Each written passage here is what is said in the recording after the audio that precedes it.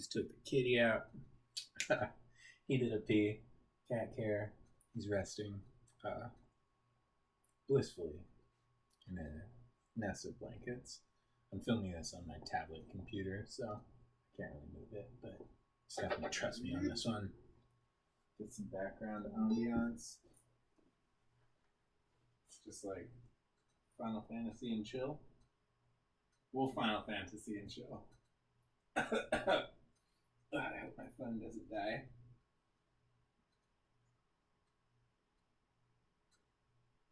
It's got a good charge. I'm just filling the space. There's no way my phone's gonna die.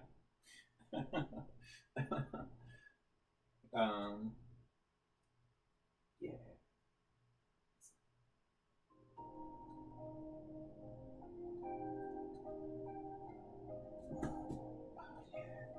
Fisherman's Horizon. What's up? This isn't too loud. Yeah. Usually, I don't film videos with any kind of music so that you can put your own music to it if you like. But we'll make an exception. This is the chill, late night vibes. I've got a drink here. If you'd like to do a drink as well, I love drinking with people over the internet. Like if I'm watching a video of someone and they're like, "I want to do a drink," and you're like, "Yo, I want to do a drink too." And it's a little bit of shared energy across time and space.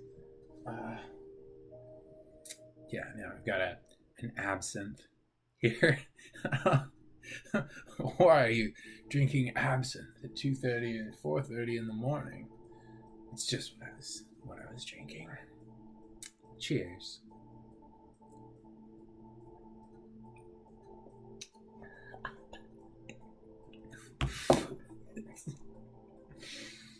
Damn, that's hard. That's good.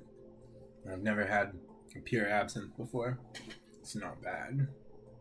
No, I figured we'd just hang out and talk some favorite games, talk some history, just work on building up that familiarity and like a comfortable space for honesty and inspiration always.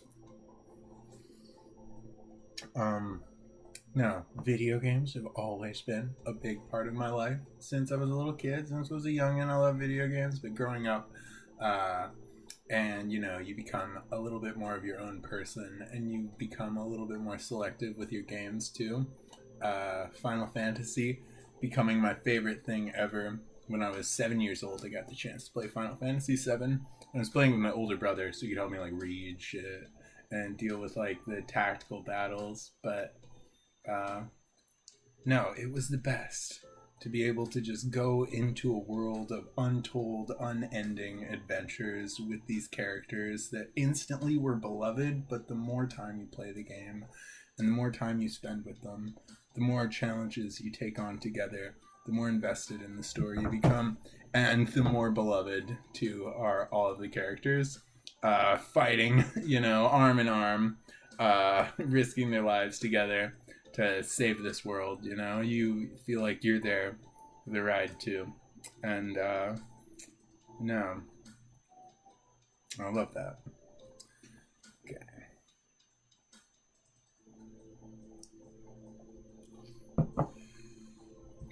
Final Fantasy VII was my favorite game in the series, and still to this day, it's like my favorite game of all time. It's hard to beat that. Even just any of the sound effects in the menus instantly set something off in me, where I'm like,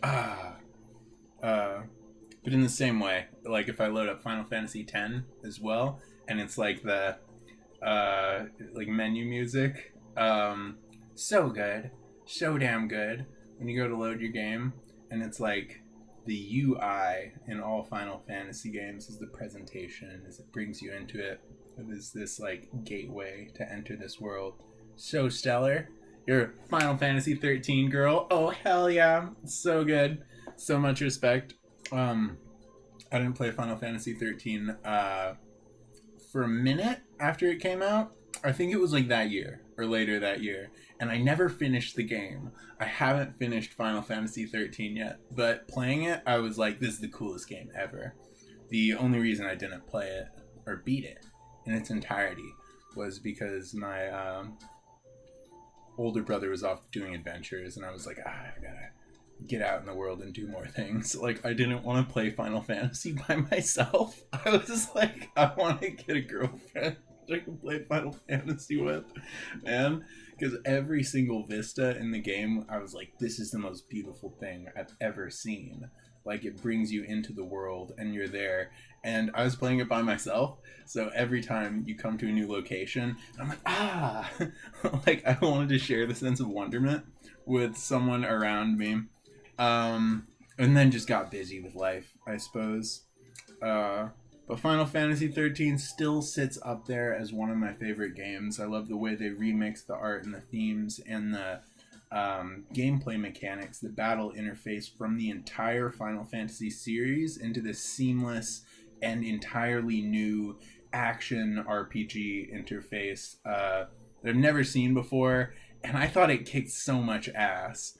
Like, the way most games are going for like an open world thing that still kind of took on, but to have a game that did like follow this path and this destiny, and the sense of destiny in Final Fantasy 13 is like immediately really big. It's really grand. Like, our characters are thrust into this world as we are as well, and they're like the destined to go on this like immaculate Final Fantasy 13 quest, this Final Fantasy quest together. And they're gonna have to like deal with it, right? Like, they've become the player characters in this game, and they're gonna have to step into those roles and those archetypes, and they're all different archetypes and the way they support each other, and they were all just like these people. They were people in this world, and they're thrown into it in such like wild and dramatic ways. Like Hope's story, losing his mom in the beginning, it's like, damn, man, it's a tearjerker. No, already you can tell in this presentation and the last one, every time I've talked about something I'm passionate about, I've had to like hold myself back, or this would just be a video of me crying about stuff. I'm like, I want to seem kind of tough at the jump, you know? And it's hard to like, it's hard for me to keep talking if I'm crying as well. That's something I'd like to work on.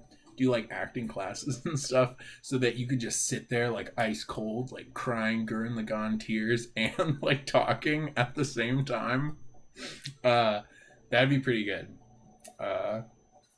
No, I love to see videos of people crying and to see what brings people to that state of emotional catharsis and that connection there. Yeah, always great. No, the world of Grand Pulse. Yeah, Grand Pulse and the story of Felicity in Final Fantasy 13 still sits with me. It's how I learned how to draw, was just watching Final Fantasy 13 videos and using just like Renaissance style sketching techniques to like capture form. But with Final Fantasy 13 characters, at the time I was like, I want to make a comic book series and it's going to have Final Fantasy art style and like be kind of fantastic and have sci-fi stuff going on, but there's going to be hardcore violence and swear words in it. It's going to be like an R-rated Final Fantasy comic that would be kind of like, be gangsta, be immaculate, just to like, you know, not like over the top, you know. It might not be like Quentin Tarantino or something, and I'm still working on the idea. But I never did make that series, and I've been working on things that are, you know, like if the stories are supposed to be hardcore, then they will be, but not just to be hardcore for the sake of being hardcore, which is something I vibe with. No, Final Fantasy 13, when I was playing it, was definitely my favorite game in the world, and figuring out how to master different mechanics and elements of gameplay is fantastic. I'm gonna go get another drink. I'll get another drink and be right back.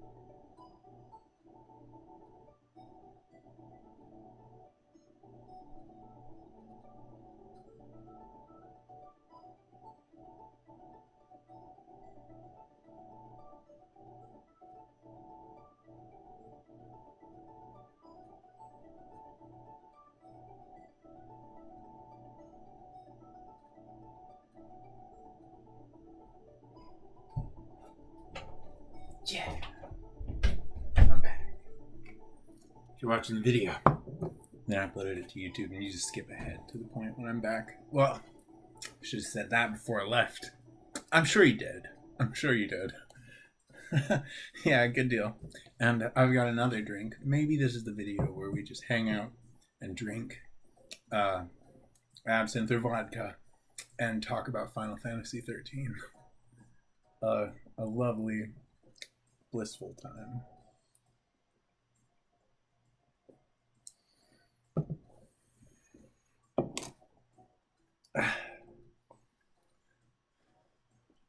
Snow's my guy. He's so cool. His hair is so cool. And the bandana and coat and the gear and everything. He's so, like, strong and rebellious. And a leader to his people. And they're, like, looking up to him. And, like, he's the main character of his own squad of Final Fantasy type characters. But becomes a supporting character in the total mythology of the Final Fantasy XIII. I like how all of the, like, Lightning, Hope, Saz, Snow, Vanille, Fang, 6? Okay, thank God.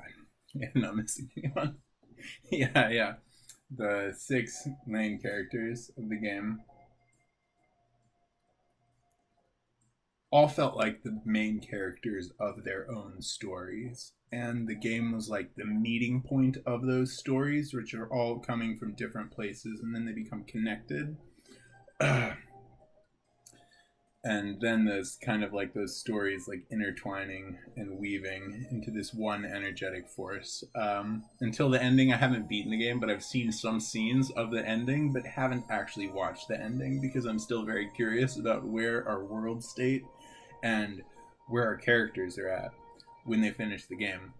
I mean, I did play a little bit and watch some of the movies of Final Fantasy XIII too, just because I was so curious. After a point, I think I'd gotten back from a party somewhere and was like, I want to do something really, really cool. So I turned on the game movies of Final Fantasy XIII too, and watched the first hour and a half. And just the interdimensional tropical type vibes, and the world is changing. I love a post-adventure world state where some great evil's been defeated, some great challenge has been overcome, and there's this new energy, and everything and everyone in this world that we've come to know is shifting, evolving, elevating. Yeah, I like Final Fantasy Advent Children vibes. The mix of fantasy and sci-fi in 13 was very special. At the time, there was it looked very distinct from every other game that was out there on the shelf and in the market of the time, right? All of your Zeldas and Halos and Mass Effects, and I'm thinking of what in 2010 or 9 was the biggest games that had been released. It's been a while indeed.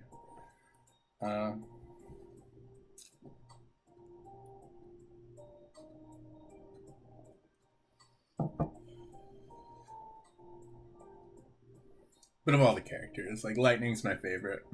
Love all of the characters. Hope, Saz, Vanille and Fang, Snow. But Lightning is such a force of nature.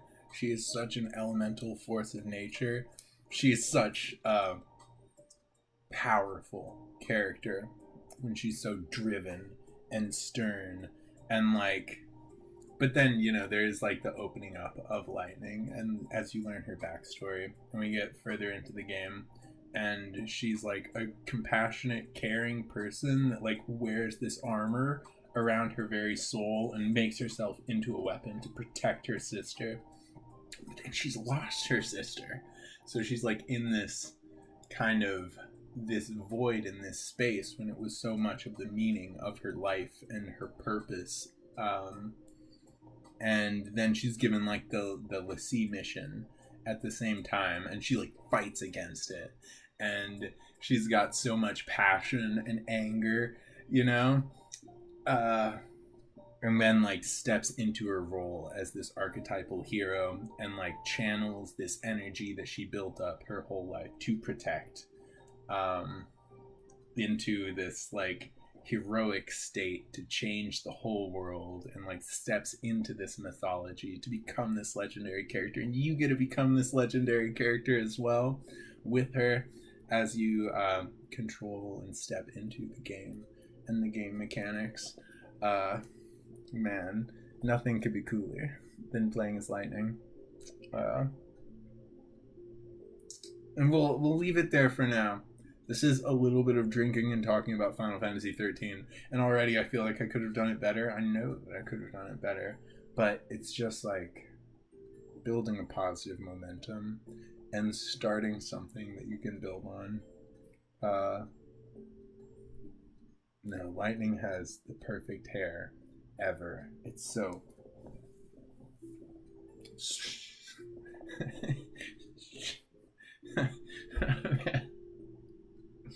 And her ninja flips, ninja flip kicks are the best. Oden. Worlds of wonder and adventure. Okay. Maybe we'll do that one more time. Maybe not. But already fantastic energy out here. I'm getting excited. Not only to make things, but to start communicating and bringing the things that I'm making and working on to an audience, and to bridge that gap, and to take that as a motivating force and a kind of force of accountability, so that out of all the infinite number of things that you could do and learn and work on every day, you choose one and you set something and you do it and you build on that, you know?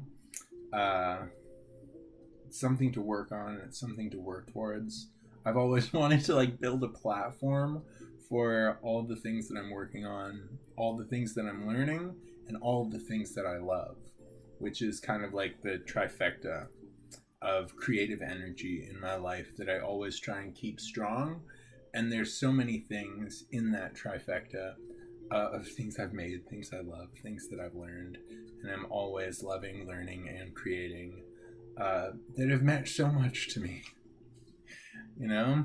I mean, hey, at the end of the day, like, arts and even arts appreciation is just like a hobby. And it's like the world, the people of the world, my friends, my family, and even strangers that I haven't met that mean the most. And art should work in like supporting life instead of like something that you do instead of life, or something that's cooler than life, something that adds energy and this warmth and this glow into your life, something that you get excited to come back to. Or even if you're like going to a wedding or something and you're sitting there talking to your bros, like you take a moment to think back and you're like, oh, Final Fantasy. Or like, yo, where I was at in that adventure. Or you're talking to someone that has also played Final Fantasy games or Metal Gear or whatever anime you're watching or game that you're playing. But in this example, we're going to use Final Fantasy specifically, for sure. And it's this moment of connection, and you've gone from like talking about your work and your school and where you're traveling to like this world of adventure. And it's like this shared vibe and this energy, and you can get excited about it. And I love that. You know, certainly, I wouldn't be who I am today without my stories, without my art. Sometimes I don't think I'd be here at all. And I couldn't be more grateful. So I always try and equip that gratitude to at least one accessory slot in the morning and the night. Yeah. Yeah. Oh, man. I'm gonna get another shot and we'll talk about Final Fantasy X-2. Yeah. Alright. Ganbate. I'm not gonna use that as an outro. I'm just saying it this one time. It's that one.